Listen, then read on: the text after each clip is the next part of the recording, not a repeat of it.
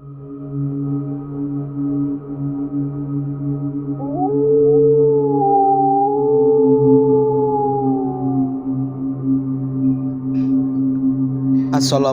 warahmatullahi wabarakatuh. Selamat datang di channel Radio Horor. Cerita berikutnya kita akan membawakan sebuah cerita yang berjudul Desa Gondo Maut. Oke, tak usah berlama-lama, kita langsung ke cerita.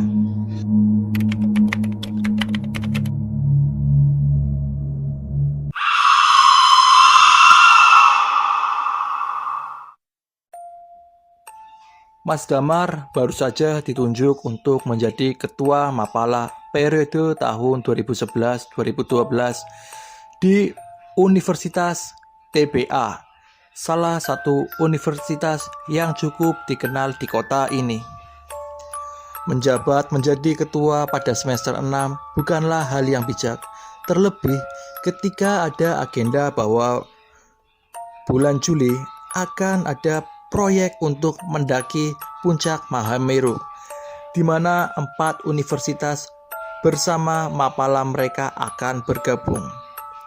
Disinilah Mas Damar membuat satu acara dadakan yang mempersiapkan kesanggupan tim mereka pada bulan Juli, tetapi tak satu pun anggota yang sanggup karena bertepatan dengan UTS. Karena minimnya persiapan, Mas Damar pun berinisiatif untuk melanjutkan agendanya, meski bila harus seorang diri. Mas Erik, ketua Mapala sebelumnya pun akhirnya ikut bergabung, karena toh ini untuk nama universitas mereka. Dan disinilah mereka dapat satu tempat yang dirasa cocok. Di sebuah alas, salah satu tempat untuk melatih stamina karena medannya yang menanjak dan juga tempat terbaik untuk mendapatkan momen di mana suhu di tempat ini nyaris seperti suhu di puncak Mahameru. Sebelumnya Mas Damar dan Mas Erik tahu apa yang sudah menunggu mereka di sana. Persiapan sudah dilakukan 1 minggu sebelumnya. Mulai dari izin untuk mendaki sekaligus menyisir tempat yang akan dijadikan tujuan pendakian ini. Meski jalur yang akan dituju Mas Damar dan Mas Erik bukan jalur pendakian pada umumnya, namun Mas Damar meyakinkan Mas Erik. Perjalanan memakan waktu 6 jam, terasa singkat, terlebih di hari yang semakin petang. Mas Damar masih memeriksa semuanya. Kompas yang selalu dibangga-banggakan pun tak luput dari genggaman. Mobil mereka berhenti di salah satu pos yang sudah tidak asing lagi bagi mereka. Anehnya, malam itu tidak ada satupun yang berjaga. Seharusnya ada 1 atau 2 penjaga. Karena meskipun ini bukan jalur pendakian resmi, ini adalah jalur yang sering sekali ramai pengunjung. Karena tempat ini adalah satu tempat objek wisata yang terkenal.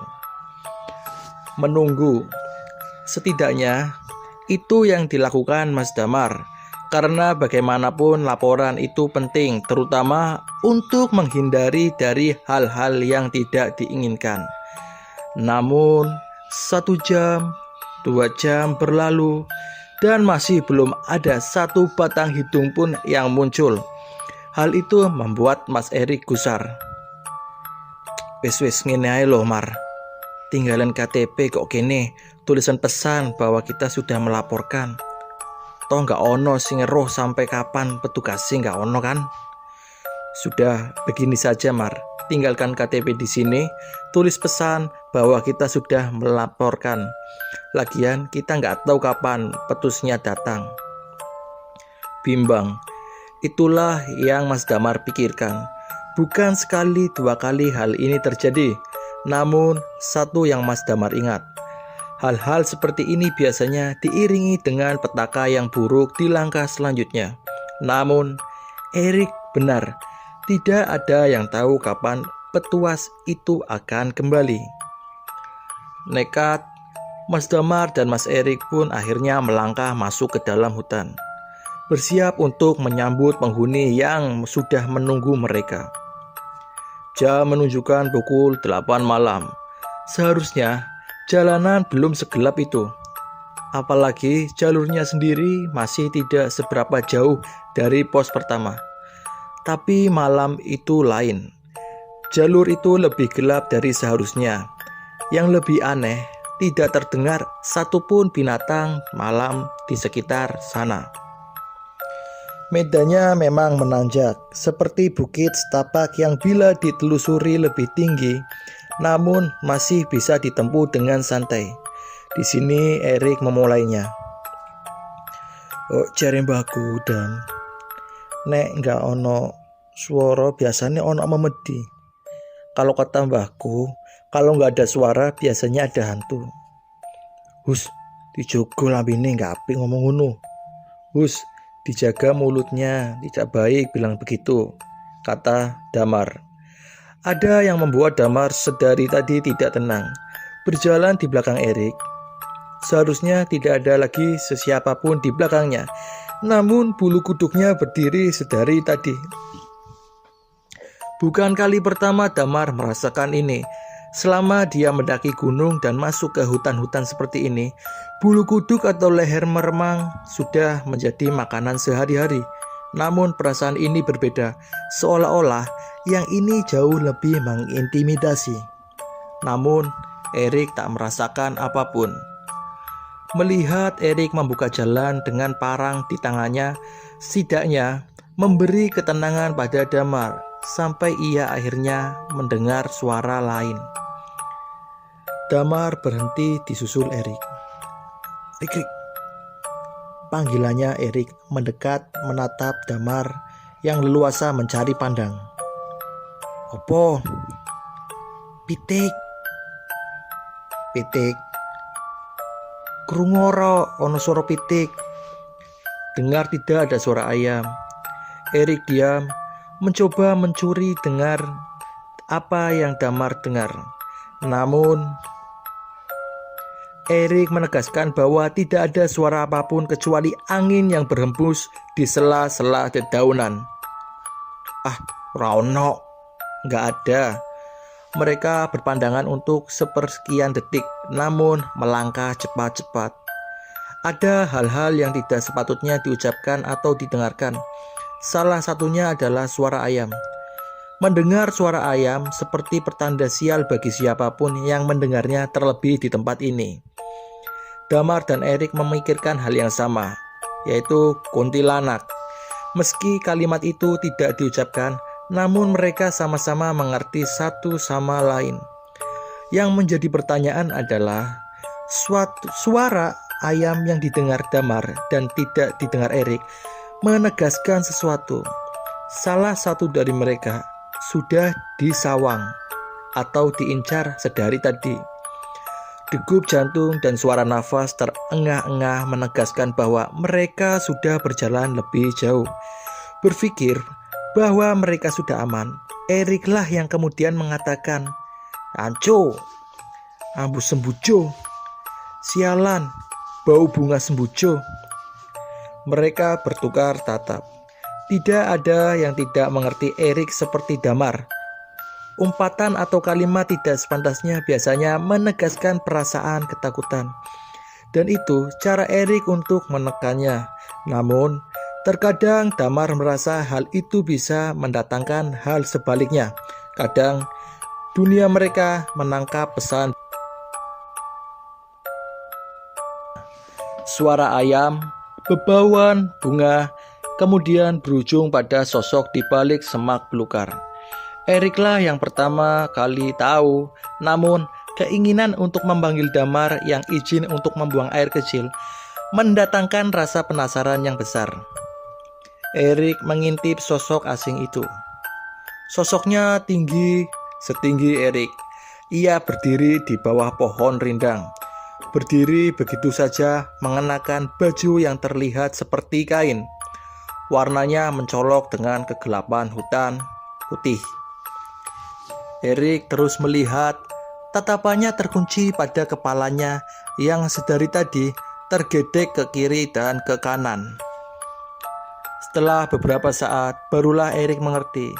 Kepalanya tergedek bukan karena tanpa sebab, melainkan tepat di lehernya rupanya menahan berat kepalanya, apalagi bila lehernya patah. Saat itu Erik sadar dari tadi ia melihat sosok kuntilanak yang sering ia dengar ada di hutan. Umumnya memang sering terdengar kabar bahwa penghuni atau kasarnya penunggu-penunggu di dalam hutan adalah korban-korban kecelakaan atau bencana-bencana yang tidak umum. Kini setelah melihatnya dengan mata kepala sendiri, Erik akhirnya tahu bahwa mereka memang nyata. Damar sudah kembali. Mereka pun melanjutkan perjalanan. Rencananya sendiri, mereka harus sudah menempuh setengah dari jalur pendakian, yang menurut Damar, bila dilihat dari lama jam mereka berjalan tidak jauh lagi. Erik yang sering diam, hal ini membuat Damar penasaran. Asap rokok mencoba mencairkan suasana. Namun Erik lebih memilih diam. Sesekali dia mencuri pandangan ke belakang yang jelas-jelas tidak ada siapapun kecuali Damar. Ono opo to, Rik? Ada apa, Rik? Gak ono apa-apa. Damar tahu Erik sedang berbohong. Barulah ketika sampai di tanah lapang, yang artinya pos kedua atau tempat yang biasa digunakan sebagai penangkaran satwa sudah dekat, Erik baru membuka suara.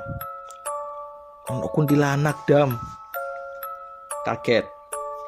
Namun Damar tidak mencoba mendekapinya. Ia hanya melihat Erik lebih pucat. Seteguk air dalam botol setidaknya mampu menenangkan Erik.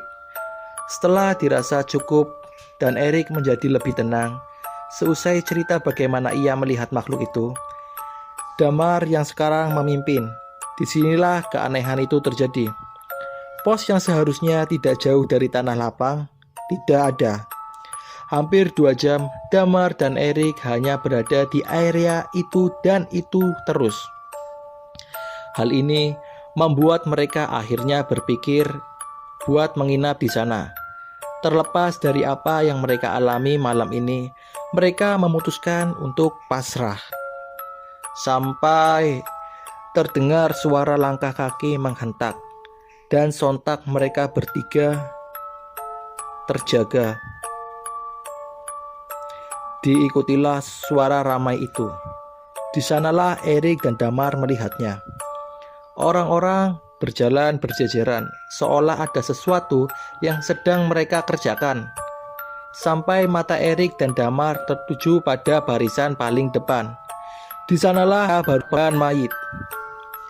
Untuk apa orang-orang menguburkan jenazah pada malam buta seperti ini? Setidaknya itu yang Damar dan Erik pertama kali pikirkan. Sampai baru mereka sadar, bagaimana mungkin ada penguburan jenazah di tengah hutan? Keganjilan itu sebenarnya sudah dirasakan sedari awal masuk ke dalam hutan. Mas Damar dan Erik hanya diam sembari memandangi rombongan itu yang berjalan semakin jauh, hingga akhirnya kehadiran mereka benar-benar lenyap ditelan kegelapan hutan. Di tengah perasaan campur aduk itu, tiba-tiba Mas Damar mengeluh kesakitan. Sebenarnya dari tadi mereka berjalan menempuh medan berat itu. Di bagian selangkangan Mas Damar terasa nyeri, namun ia mencoba menahannya. Puncaknya ketika Mas Erik mengajak untuk lanjut. Tiba-tiba Mas Damar mengeluh tidak bisa melanjutkannya.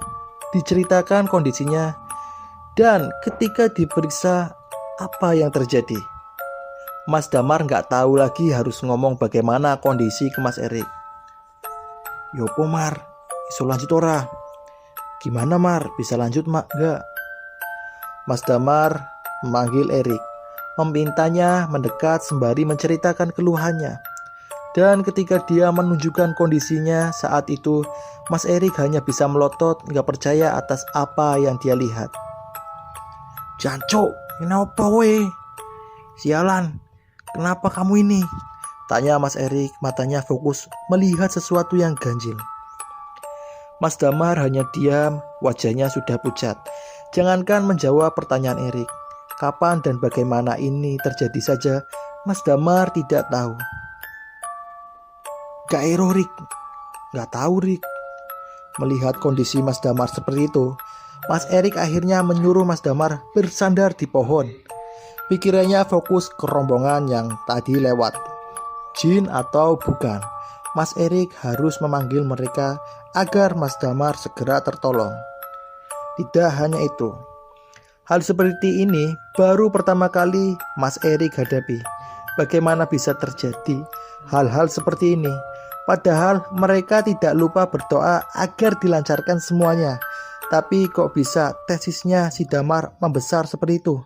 Besarnya sendiri nyaris sama seperti kepalan tangan yang menggenggam. Mas Erik cuma berpikir satu hal, pasti jin gunung yang melakukannya. Mas Erik pun meninggalkan Mas Damar seorang diri. Ia berlari menembus semak belukar menuju ke rombongan yang sudah hilang lenyap di tengah kegelapan.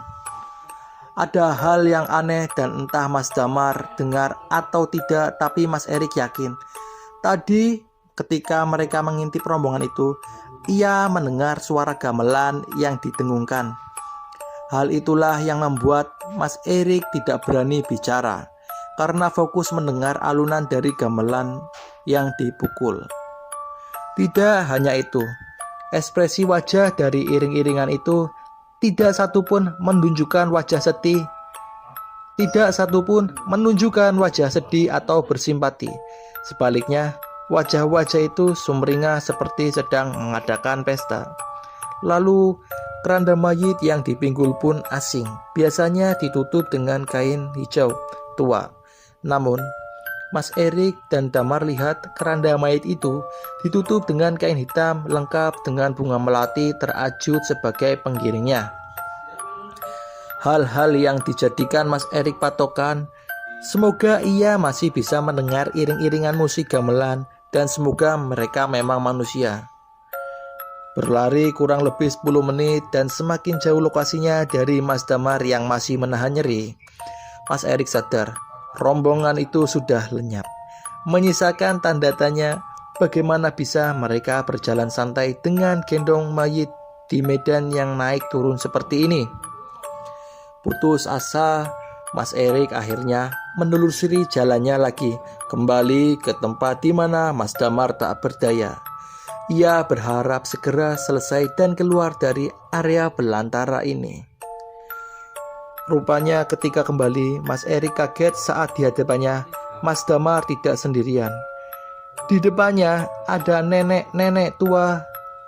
Di punggungnya ia memanggul kayu bakar. Terlihat dari jauh, Mas Damar tampak mengobrol dengan sosok asing itu, membuat Mas Erik bertanya-tanya, ragu-ragu lalu mendekat. Saat itulah baru diketahui nenek itu adalah warga lokal. Ia tinggal di desa tidak jauh dari tempat mereka berada.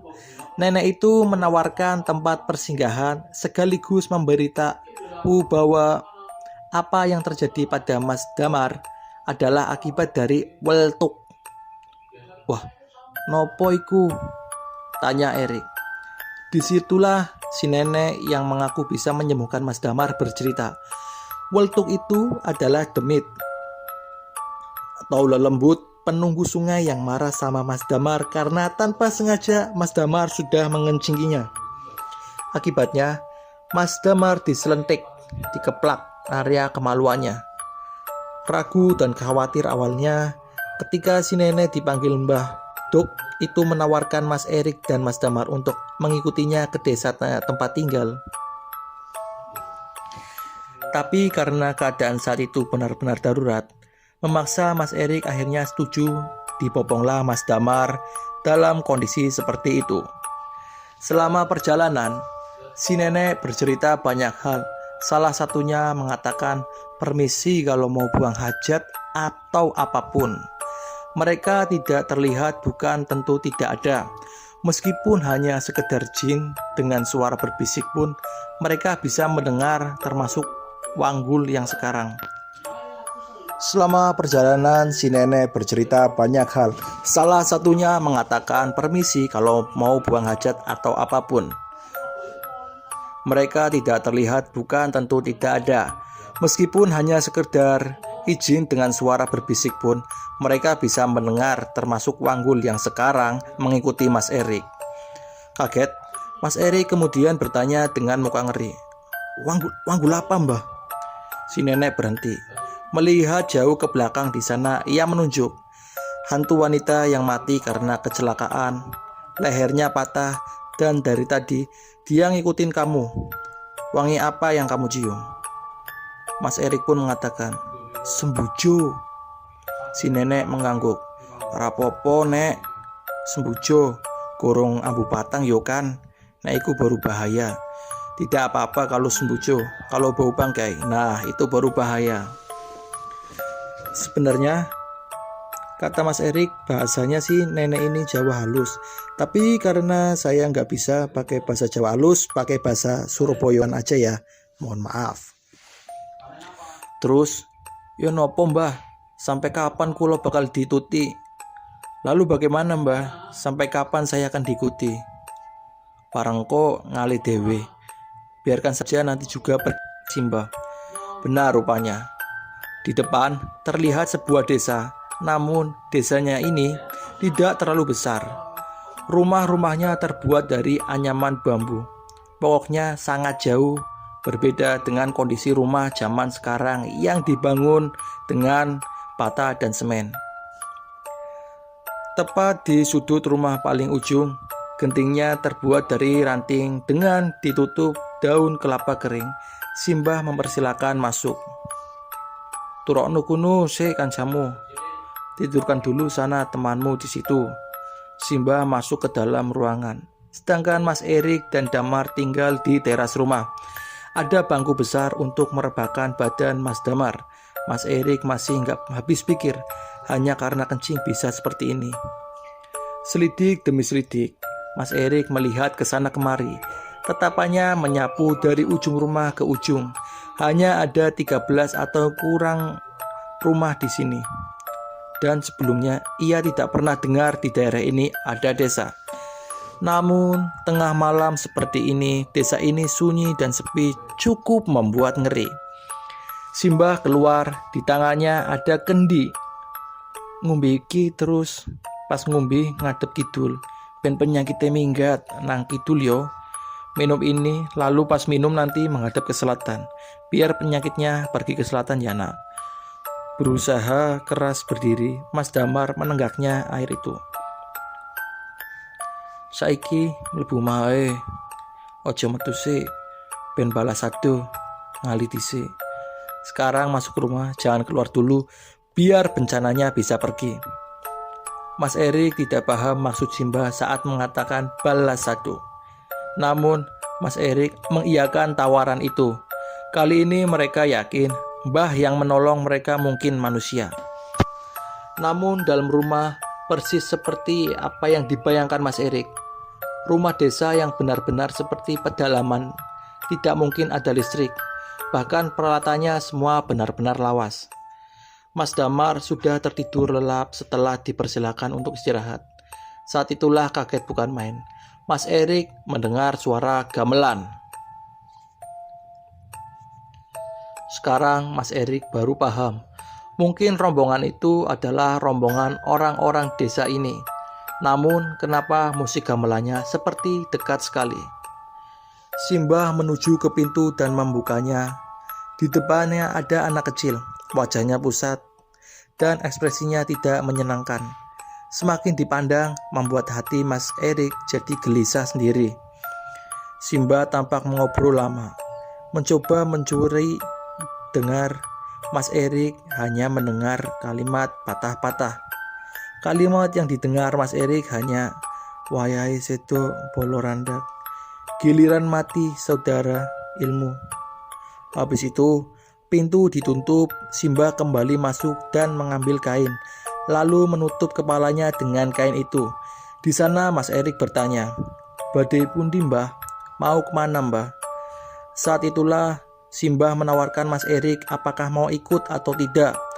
Tawaran itu awalnya membuat ragu Mas Erik karena ia harus menjaga Mas Damar.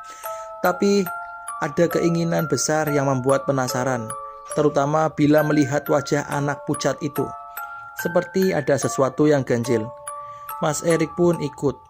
Setelah lama menimbang-nimbang keputusan, rupanya Mas Erik dibawa di sebuah rumah. Di depannya banyak orang yang sudah menunggu. Benar dugaannya, ada gamelan yang ditabuh di antara kerumunan itu. Tidak beberapa lama, pandangan Mas Erik menuju ke pintu rumah. Keluar 4 lelaki setengah baya. Mereka mengangkat keranda mayit yang membuat Mas Erik tidak nyaman. Dalam pikirannya, ia bertanya-tanya, tadi bukannya sudah melakukan prosesi pemakaman? Kok diadakan pemakaman lagi? Di sanalah Simbah yang memimpin. Ia berjalan di barisan besar. Karena sudah setengah jam, Mas Erik pun terpaksa mau tidak mau harus ikut. Di sepanjang perjalanan yang naik turun, tampak wajah-wajah itu menunjukkan ekspresi sumringah. Hal-hal ganjil seperti itu yang membuat Erik nggak habis pikir. Namun ia mencoba menahan diri. Sampailah mereka di sebuah tempat. Ada 2 tanah lapang yang semuanya sama. Pemakaman kembar. Setidaknya itu yang terlihat. Si mayit sudah diturunkan dan ketika keranda dibuka, Mas Erik hanya diam bengong melihat siapa yang akan dimakamkan. Rupanya yang akan dimakamkan malam ini adalah bocah yang tadi berdiri di depan pintu Simbah. "Janculah," batin Mas Erik. Seolah nggak percaya apa yang dia lihat. Semakin dilihat, wajahnya semakin persis dengan apa yang Mas Erik saksikan. Tidak mungkin ia salah lihat. Saya yang dengar Mas Erik cerita menatap bingung. Maksudnya ya opo mas? Cah sing dikaburiku podo mbek cah sing getor-getor lawang. Malah melanjutkan ceritanya. Mau tidak mau, Erik menyaksikan prosesi pemakaman itu. Di tengah pemakaman, Mas Erik melihat gelagat yang aneh di mana semua orang tampak sedang menari-nari. Beberapa bernyanyi dengan nada gamelan mengalun-alun. Yang lebih membuat Mas Erik tidak bisa mengerti adalah si bocah dikubur dengan mata yang masih terbuka lebar.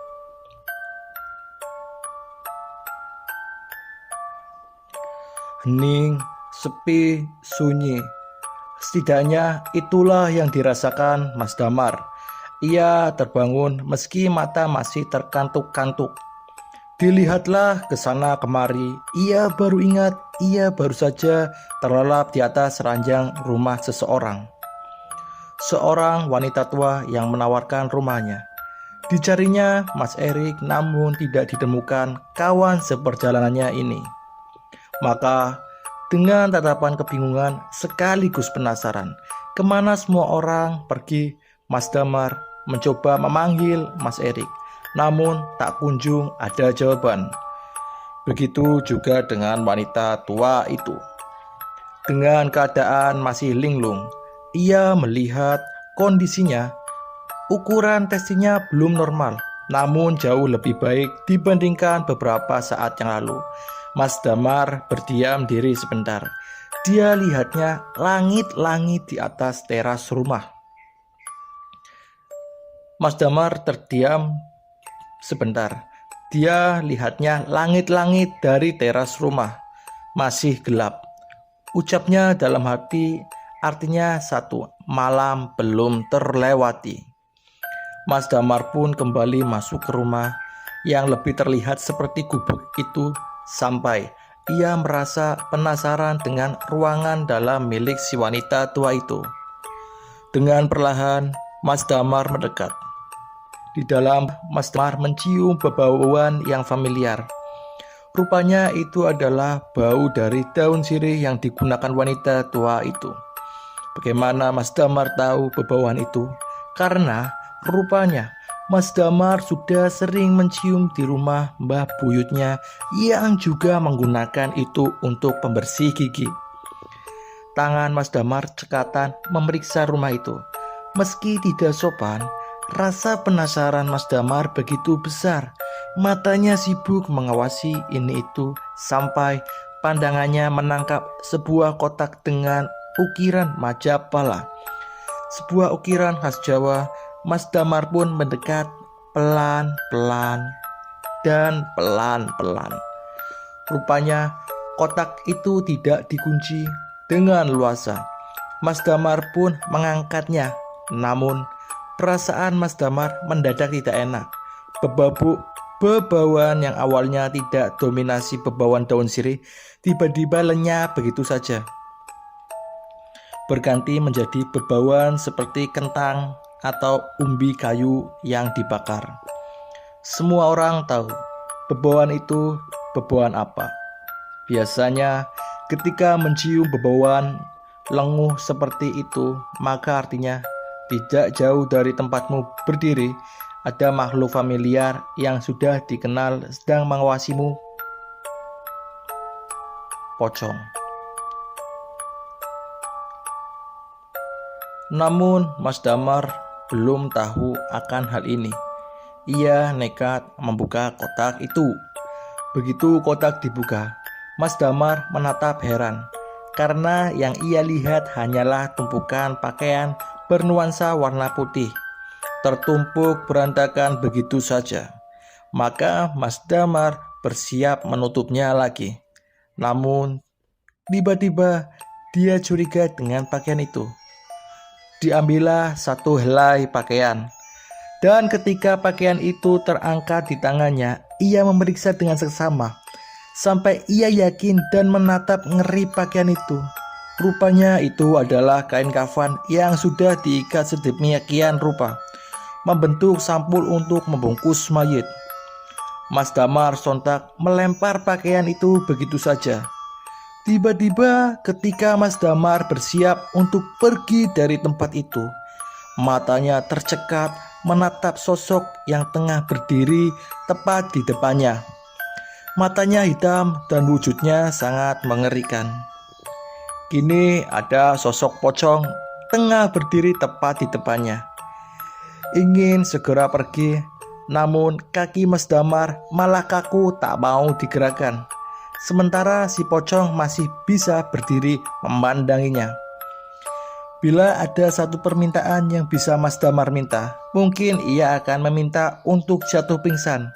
Sungguh, peristiwa itu benar-benar peristiwa yang tak terlupakan. Disitulah akhirnya Mas Damar mendengar suaranya, lirih namun bulu kuduk berdiri. Si pocong mengatakannya, "Tali pocong, tali pocong." Mas Damar masih mematung. Ketakutan benar-benar mengeraskan syarafnya hingga suara pintu terbanting membuat Mas Damar tercekat panik.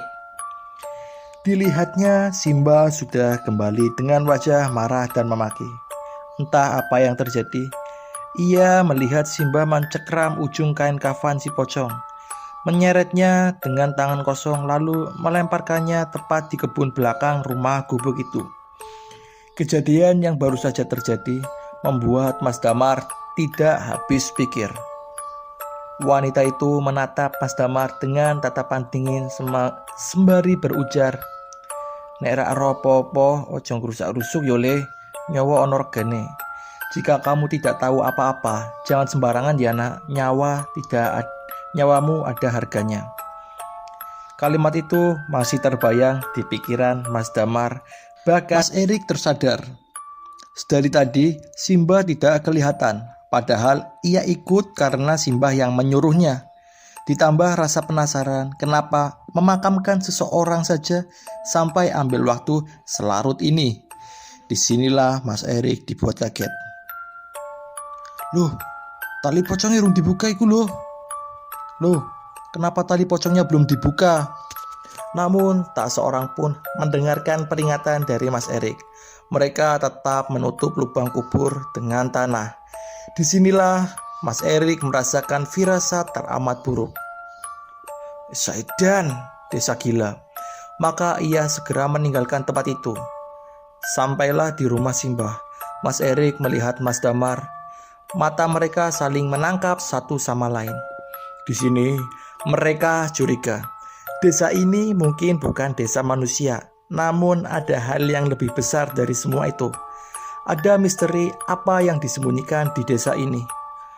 Di tengah kebingungan, langkah kaki Simbah mengejutkan mereka. Wajahnya yang sempat mengeras ketika melihat Mas Damar kini sudah berubah seperti sedia kala. Seperti saat pertama kali mereka bertemu Simbah. "Leh, kamare wis Simbah siapke." Nak, kamarnya sudah disiapkan. Mau tidak mau mereka pun masuk ke sebuah kamar yang asing. Tidak ada hal yang menarik selain ranjang dengan lasa atau tikar anyaman sebagai alasnya. Namun mereka sepakat keganjilan semua. Peristiwa ini sepertinya mengerucut pada sesuatu, namun belum ada yang berani menarik kesimpulan. Sampai di tengah keheningan ketika mereka sudah saling merebahkan tubuh untuk sekedar membuang lelah, terdengar suara yang tidak asing lagi di telinga mereka. Suaranya riuh, sangat tipis, seperti dari tempat yang jauh. Itu adalah suara pitik yang pernah terdengar.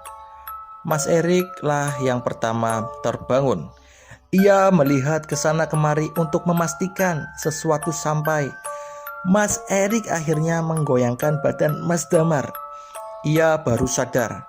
Wajah Mas Damar terlihat pucat pasi, seperti menyembunyikan sesuatu.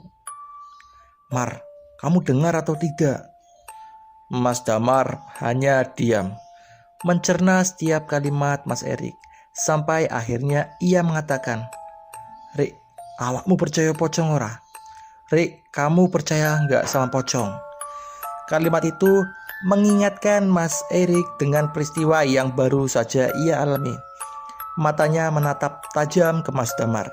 Ia tidak tahu harus menceritakannya dari mana. Aku tahu krungu jarine suara pitik iku nunjuke ke ono pocong kok sekitar kene. Aku pernah dengar, katanya kalau dengar suara ayam artinya ada pocong di dekat sini. Mar. Akhirnya Mas Erik menceritakan kejadian yang menimanya. "Besok iki nggak beres, ayo minggatain do. Muwis nggak popotoh toh. Mar, desa ini beres, ayo pergi saja. Testismu sudah nggak apa-apa kan?" Mendengar itu Mas Damar kemudian juga mengatakannya. "Rik, koyoi Simbah iki." "Rik, sepertinya Simbah." Belum selesai melanjutkan kalimat itu, tiba-tiba mata Mas Damar menatap ke jendela kamar yang hanya tertutup korden. Di sana ia melihat wajah mengintip. "Rik, minggat aja tekan kene. Rik, ayo kita pergi saja dari sini." "Ada apa?" Di jendela. Mas Damar menunjuk ke arah jendela. Di jendela ada wajah Simbah. Kaget saat itu juga Mas Erik langsung mengepasi barang bawaannya. Diikuti Mas Damar, mereka bergegas keluar dari rumah itu. Namun baru saja membuka pintu kamar, di depannya Simbah berdiri, wajahnya menatap Mas Damar dan Mas Erik bergantian. "Kateneng ditole, mau kemana tonak?" Mas Damar lah yang pertama maju. "Mbah, ngampunten, kulo badhe mantuk mbah." "Mbah, mohon maaf, kami mau pulang." "Mulai nendi? Pulang kemana?" tanyanya. "Teng griya kulo mbah." "Ke rumah saya mbah." Simbah awalnya hanya berdiri, namun perlahan-lahan tubuhnya tertekuk, lalu membungkuk menatap mereka dengan senyuman paling mengerikan yang pernah Mas Erik dan Mas Damar lihat seumur hidup. "Penyakitmu wis waras le. Penyakitmu sudah sembuh ya nak." Mas Damar terdiam lama. Di sini Mas Erik yang kemudian maju. "Mbah, panjenengan sinten asline? Sebenarnya Anda itu siapa?" Saat itulah Senyuman buruk rupa itu menjelma menjadi suara tawa yang membuat Mas Erik dan Mas Damar menggigil karena ngeri. Bulu kuduk mereka berdiri dan dada mereka berdetak tanpa henti. Desa Gondomayit. Desa Perenggut Nyawa, kata Simbah. Dengan langkah tertatih mendekati Mas Erik dan Mas Damar yang beringsut mundur. Sapa wis mlebu desa iki? Rak bakal iso mulih. Wis nuruto omone Simbah. Siapa yang masuk ke desa ini tidak akan bisa keluar, nurut saja ucapan saya. Di tengah keheningan itu, suara ayam yang lirih itu terdengar semakin sering. Krungu suara iku le. Kalian mendengar suara itu, nak? Ero artine. Tahu artinya. Mas Erik dan Mas Damar masih menjaga jarak dari langkah Simbah. Mayit. Setelah mengatakan itu, seolah ada sesuatu yang membuat perasaan Mas Erik dan Mas Damar tidak enak. Benar saja, tidak ada angin, tidak ada hujan. Tiba-tiba terdengar suara pintu dibanting dengan sangat keras. Masalahnya ada setelah suara bantingan itu. Gubuk yang terbuat dari bambu itu serempak terdengar suara gebrakan di semua sisi.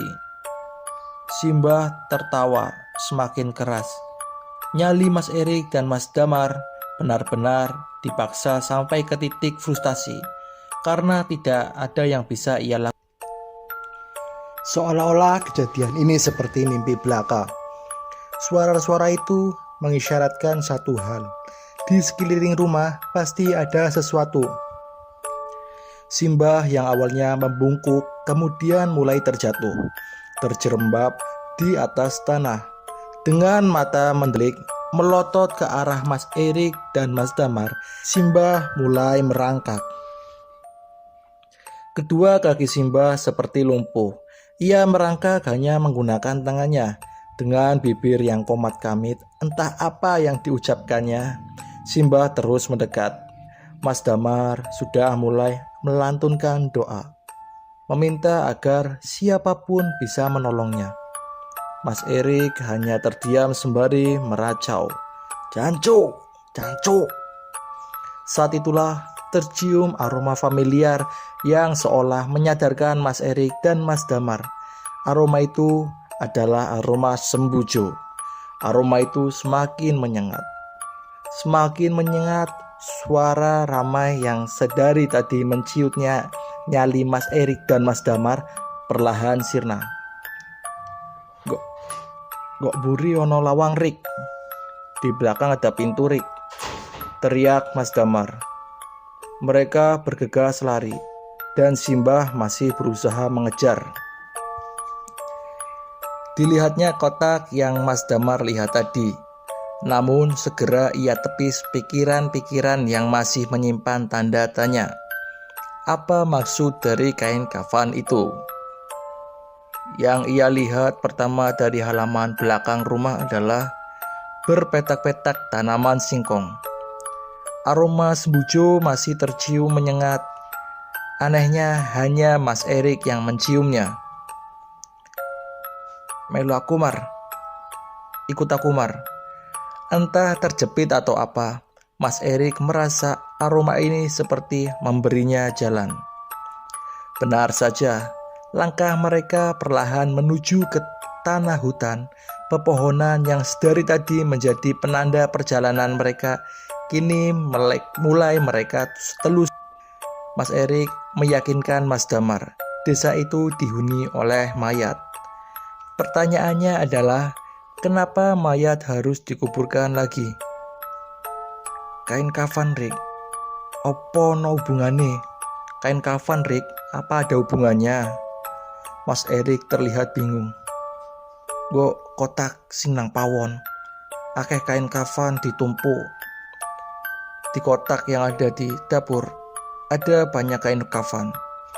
Mas Erik dan Mas Damar masih berpikir sampai ia baru sadar. Di tempat mereka berdiri, mereka tidak sendirian lagi. Dari balik pohon banyak sepasang mata yang mengawasinya. Dan setelah diperhatikan lagi, itu adalah sosok pocong. Tidak hanya satu pocong, namun hampir ada puluhan pocong. Mas Damar dan Erik terdiam mematung sendiri-sendiri. Mas Damarlah yang mendengar suara-suara mereka. Tali pocong, tali pocong. Krungu ora, Rik? Dengar apa, Rik? Krungu opo? Tali pocong. Setelah mendengar itu, Mas Erik baru paham. Kuburan, Mar. Kuburan. Tali pocongnya. Aduh. Tali pocong di mayatnya. Belum ada yang buka. Mereka pun berlari membiarkan pocong-pocong itu mengikuti. Yang mengerikan, pocong-pocong itu terbang di atas mereka. Kuburannya di mana? Di sana, di sana. Itu ngapain pocong ini ngikutin gitu, Mas?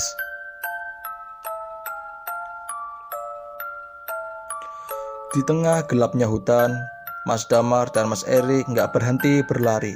Alasannya manusia normal, mana yang nggak ketakutan diikuti hampir selusin atau lebih kain kafan terbang ke kiri dan ke kanan, sembari mendengar mereka mengatakan tali pocong di sepanjang perjalanan. Setelah menembus rimbun semak belukar dan naik turun di tanah menanjak, Mas Erik menunjuk sebuah gubuk satu-satunya. Mas Erik tahu gubuk itu penanda kuburan kembar itu. Kenapa disebut kuburan kembar? Rupanya ada dua pemakaman yang sejajar dan hanya terpisah oleh pagar bambu.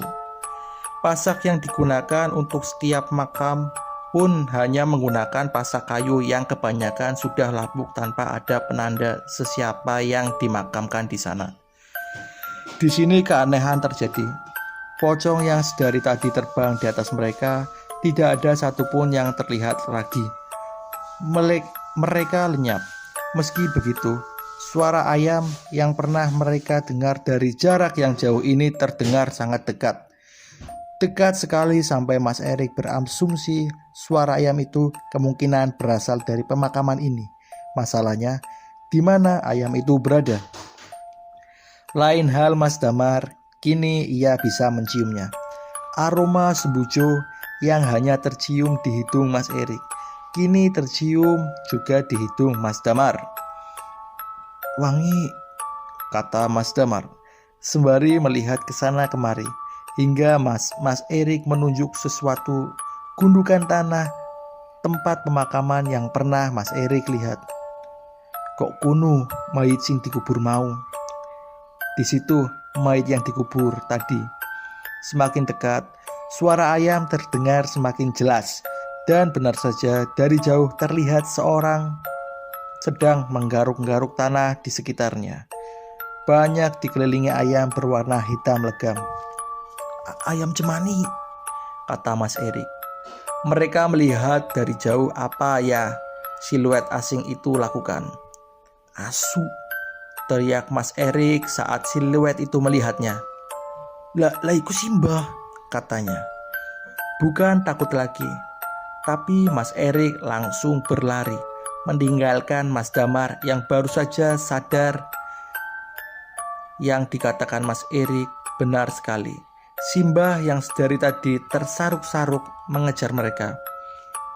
Di tengah kepanikan itulah aroma sembujo yang misterius itu tercium lagi, lebih kuat dan mereka berdua bisa menciumnya dengan jelas. Sialan, ada apa dengan hutan ini? Disitulah entah karena kepepet atau apa, mereka malah mendekat ke sumber aroma sembujo itu yang padahal mereka berdua tahu bahwa itu adalah aroma dari wanggul. Namun setidaknya aroma itu benar-benar membawa mereka ke jalan yang tidak asing lagi. Mas Damar yang mengikuti Mas Erik dari belakang hanya mendengar sekelibet suara. Suara meraung, keras sekali seperti suara macan. Tanpa memperdulikan apapun dan bagaimanapun, tiba-tiba mereka sudah sampai di tempat yang mereka cari selama ini. pos kedua. Di sana mereka bisa melihat pagar besi, tempat di mana cagar satwa beroperasi dengan keringat dingin. Mereka pun mendekat. Ada sumber cahaya di dalam, digedorlah pintu, dan keluarlah pemuda setengah baya. Memandangnya mereka dengan tatapan curiga. Kalian yang ninggalin KTP di pos 1. Mereka pun mengangguk.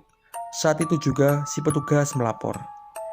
Tidak ada yang tahu satupun dari mereka bila bukan karena si petugas yang mengatakan sudah 2 hari sejak pencarian mereka dimulai. Goblok, kalau mau naik ke puncak, kenapa lewat sini? Kan bisa lewat Mojokerto. Sudah 2 jam mereka diceramahi oleh pemuda paruh baya itu. Wajahnya tampak sangar seperti sudah lama menahan luapan amarah. Mas Erik dan Mas Damar hanya diam mengangguk, pasrah, bingung, tidak tahu harus mengatakan apa. Setelah beberapa saat, barulah terdengar suara motor mendekat. Dan yang masuk kemudian adalah seorang pria yang mungkin 10 tahun lebih tua. Ia hanya mengenakan kaos kutang dengan sarung dililitkan di tubuhnya. Wajahnya tidak kalah sangar. Ia menatap Mas Erik dan Mas Damar. Kalimat pertama yang diucapkan bukan luapan amarah seperti penjaga di pos, tapi hanya pertanyaan yang membuat Mas Damar dan Mas Erik terdiam lama. Masih hidup ya, Dek? Ia kemudian meneguk kopi di meja, duduk bersila di depan mereka. Sudah, ceritakan saja kemana kalian selama 2 hari ini. Pak, kata Mas Damar, apa di sini ada desa?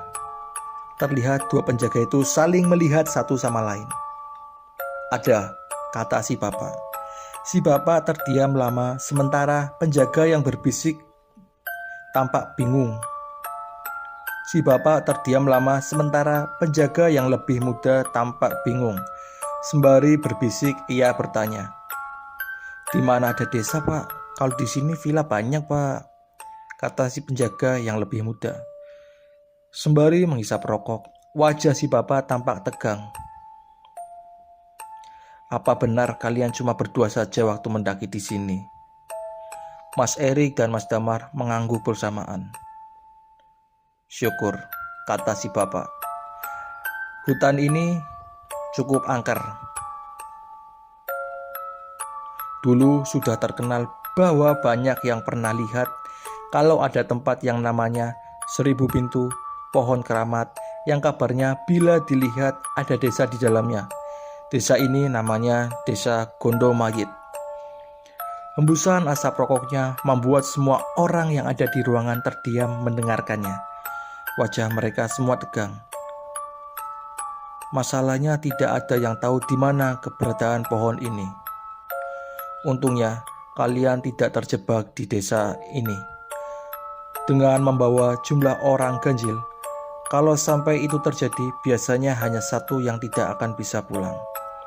Mas Erik dan Mas Damar saling memandang satu sama lain. Sekarang aku tanya, apa yang akan kalian rasakan sekarang? Di sini Mas Damar awalnya bingung, apakah ia harus bercerita soal kondisi tubuhnya. Dan akhirnya dengan bantuan Mas Erik, Mas Damar menunjukkan area di mana ia mendapat musibah. Si bapak hanya diam, tampak tidak terkejut sama sekali seperti pernah melihat ini sebelumnya. Si bapak menginstruksikan agar Mas Damar tidur telentang, sementara jari-jari kakinya ditarik satu persatu. Kurang lebih hampir setengah jam, si bapak memijit kaki Mas Damar. Ajaibnya, testisnya yang besar perlahan kembali normal. "Besok-besok jangan kencing sembarangan lagi ya." Setelah percakapan itu, Mas Damar dan Mas Erik berpamitan pulang. Saat fajar mulai menyingsing, Mas Damar yang pertama pergi ketika Mas Erik akan beranjak. Ia kembali menemui si bapak bertanya dengan wajah penasaran. "Pak, saya mau tanya sekali lagi, Ada wanita tua yang sempat mengejar saya dan teman saya. Itu siapa ya? Wajah si bapak tampak berpikir kemudian berucap, Sartih. Sartih, kata Mas Erik mengulingnya. Sampean tahu kalau pocong itu sebenarnya bisa diikat sama ilmu hitam. Nah, Sartih itu hanya sebuah gelar. Pocong bisa dikirim untuk mencelakai siapapun. Bisa digunakan untuk mengganggu bisnis orang. Nah, desa itu dimiliki oleh Mbah ini. Si Mbah ini manusia dong, Pak. Si bapak hanya diam sembari menggeleng. Ia tidak bisa melanjutkan cerita ini lebih jauh. Sekarang, dari informasi ini, Mas Erik mengambil kesimpulannya. Cara mengikat pocong berarti dengan memegang tali pocongnya. Sekarang yang jadi pertanyaan adalah, berapa banyak pocong yang sudah diikat? Dan kenapa eksistensi desa ini masih muncul? Sebenarnya cerita ini tentang pesugihan pocong.